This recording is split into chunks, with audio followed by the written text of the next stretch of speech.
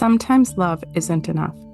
As an adoptive mom, people would often say this to me, as if to imply I couldn't love my son enough to change behaviors or heal his trauma, so I should probably just give up.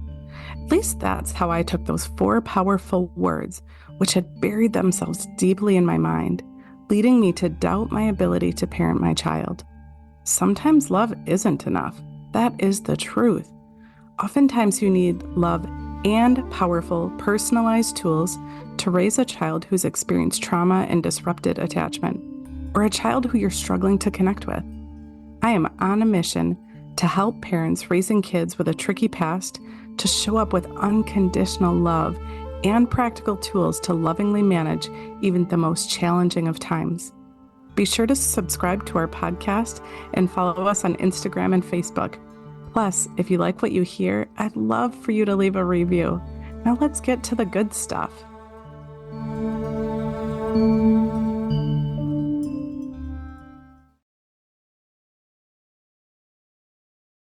Welcome back to another episode of Sometimes Love Isn't Enough.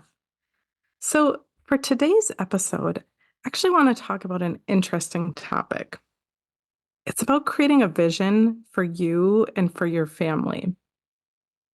And so, if you're anything like me, when I was in the thick of it with behaviors and school meetings and therapy appointments and all of the things with my son, the thought of creating a vision for myself or my family would have been the most foreign thing that I could have imagined. And I would have been adamant to say, I don't have time to do something like that.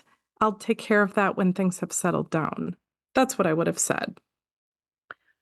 But here's what I know now. I know that when we are so caught up in what is happening day by day in our home, at work, with behaviors, with all of the things that come with being a parent, with all of the things that come with being a human and living in society, I know that when we don't have something that we're working towards, something that we're hopeful about, something that gives us purpose in our life, I know that when we don't have something like that, we live from the outside in. We are allowing our thoughts and our feelings to be dictated by what is happening in our current situation. And we can't even see that there might be other possibilities for us or for our family. And so, what does that mean in all practicality, right? When I think back to, like I said, being in the thick of it, where every day we were handling behaviors, appointments, phone calls, all of the things. When we were in the midst of dealing with all of those things, all that I could see was that I had this chaotic, frustrating, overwhelming life that oftentimes, as I would lay my head down on the pillow at night, oftentimes I would say to myself and sometimes to my significant other, sometimes I would say that I regretted some of the decisions I made. Sometimes I would say that I regretted or wondered whether or not I should have gone through with adoption. And I I say that with such a heavy heart because I now looking back, I know that it was absolutely what I was supposed to do for myself and for my son and for all of you, quite frankly. But when all I could see was what was right in front of me, and I was letting what was happening on the outside really dictate how I was thinking and feeling about my current situation, I couldn't see that there was hope in our future. And I would often say or think in my head that things wouldn't get better until my son's behavior changed. I I couldn't see that there was any other way. And and I know that I'm not alone. I know that whether or not you're raising a child with behavioral challenges, which my guess is if you're listening to this podcast and hanging out with me, chances are that you know exactly what I'm talking about when it comes to behaviors, or you're supporting parents who are dealing with challenging behaviors. But whether or not that's your circumstance, we all just go through life day by day. Just it's as if life is kind of chasing us down. We we feel like we don't have control over our workday or our relationships or our finances even. We get so caught up in what is happening on the outside that we really struggle to see what what we really do have control over. So then what happens when we're in a place where we we feel like the outside is controlling us, our current situation is deciding how we're thinking and feeling, then understandably, we become full of frustration and overwhelm, doubt, comparison. We become really unhappy and, quite frankly, super stressed out because we feel like we're a victim to what's happening. We we watch on social media how other parents seem to have it so put together, or, we watch TV shows where it seems, again, like other families have it so put together, and what's happening in our home isn't going nearly as well. We might even talk to our friends who might not be as honest with us as you know, and really share what's happening in their home. And we just so easily get caught up in what's happening, what we perceive is happening in our everyday life. And like I said, that we end up being so overwhelmed, so frustrated.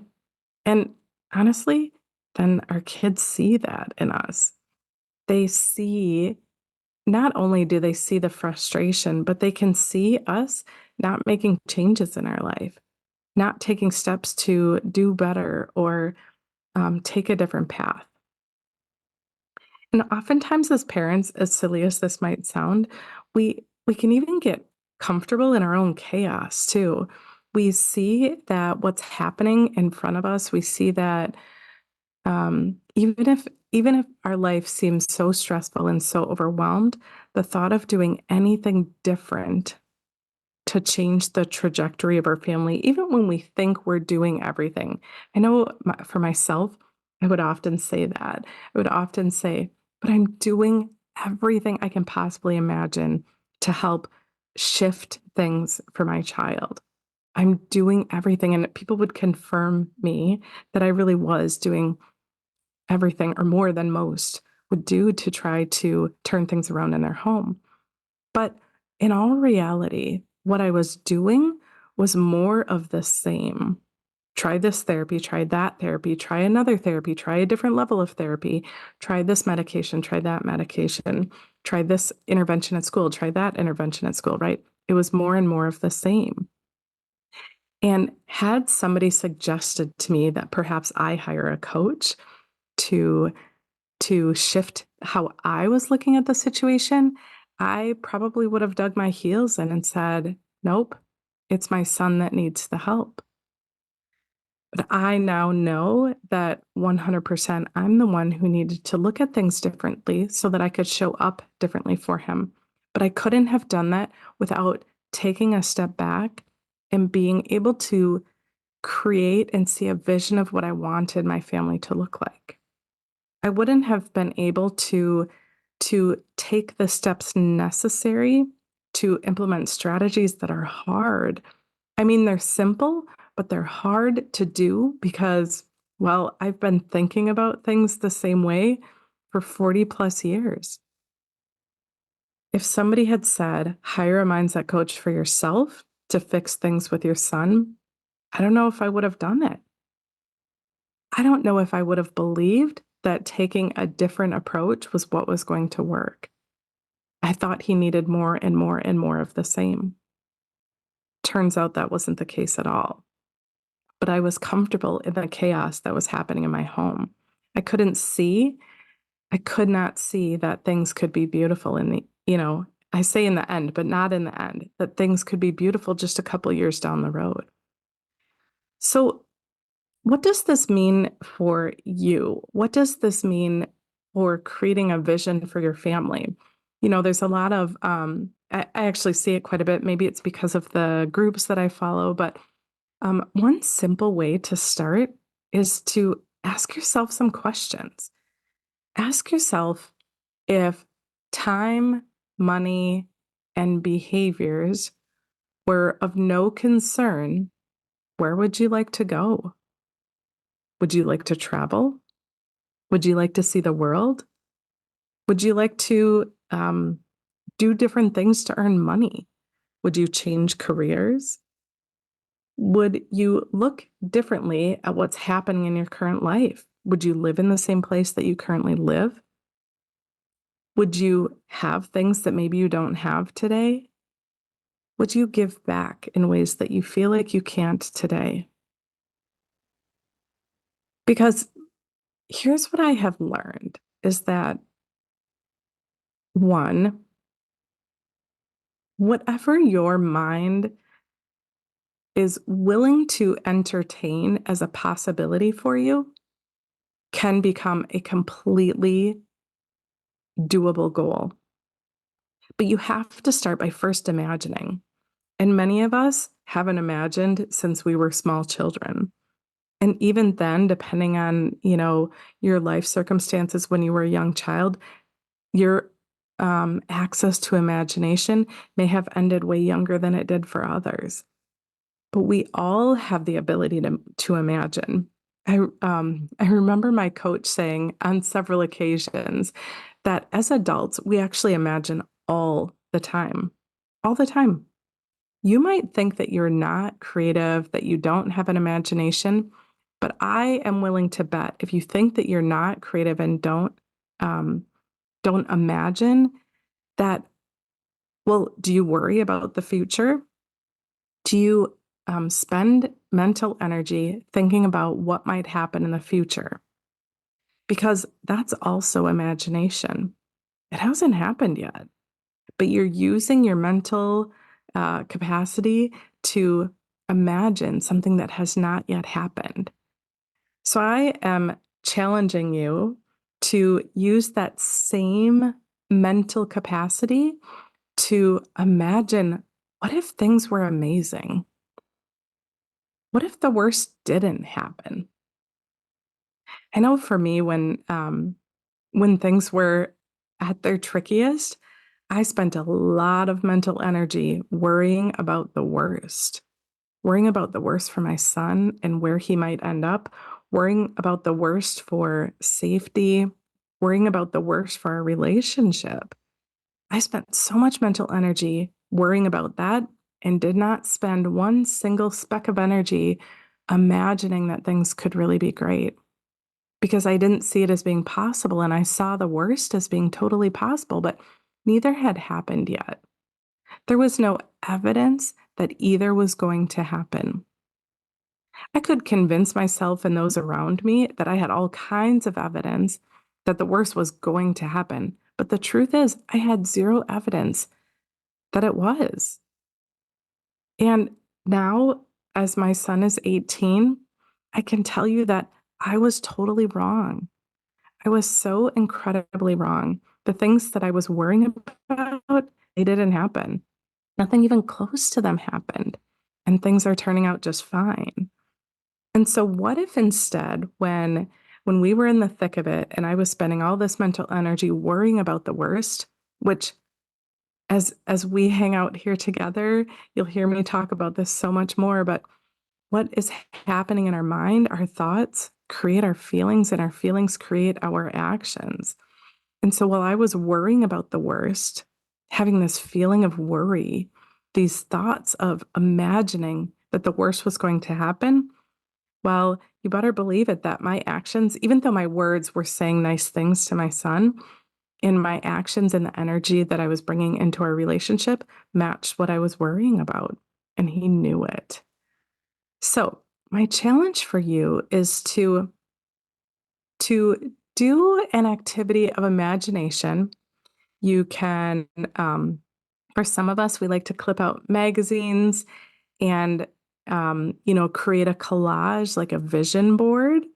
For some of us, when I first started doing this, I ended up creating a vision book. So I have a journal and I have different sections in it. I have things that places I want to go, things that I want to do or experience. I have a very small section of things I want to have. And honestly, I could probably get rid of those pages now because the more I grow, the less that stuff matters to me. But you absolutely can have a section for things that you want to have. And, um, and I also have a section for who I want to be like. I put people in there that I really look up to. I like their character traits, and I want to be more like them, and something I aspire to be, and that I am making huge strides towards. But so you could do a journal or a collage board. I also have created a vision board in Canva in a application, and then saved it as my background on my phone. So many different ways that you can start to create a vision, but I don't want you to stop there. I don't want you to stop at just finding images. I want you to really notice and pay attention to how those things make you feel.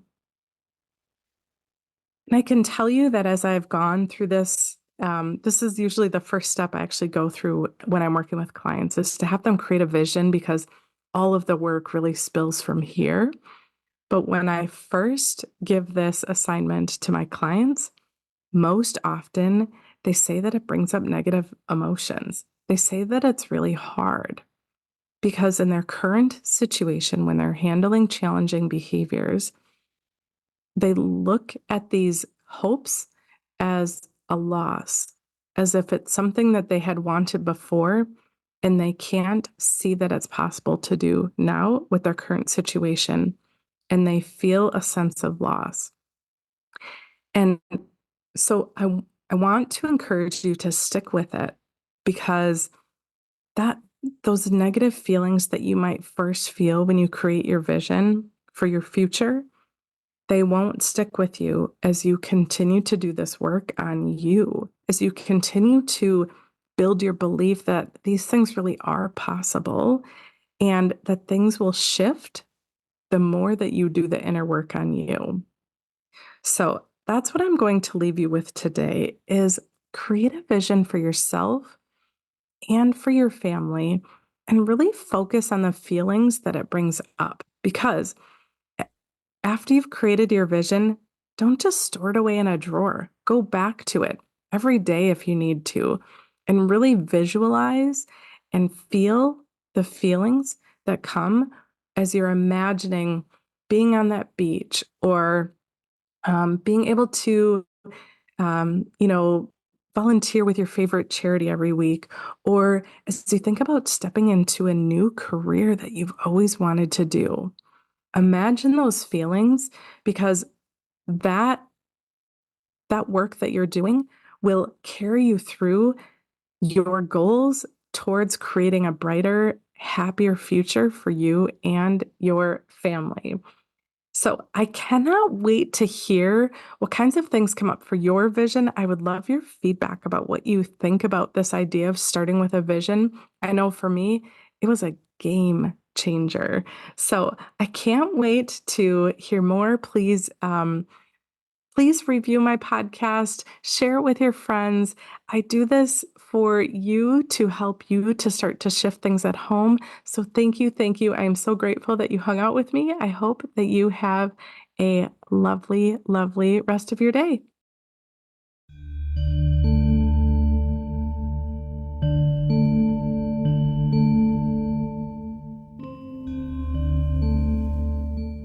I hope that you found this episode so incredibly powerful. Thank you for joining us for Sometimes Love Isn't Enough. If you resonated with what you heard here, please subscribe to this podcast and give us a review. You can also follow us on all the socials.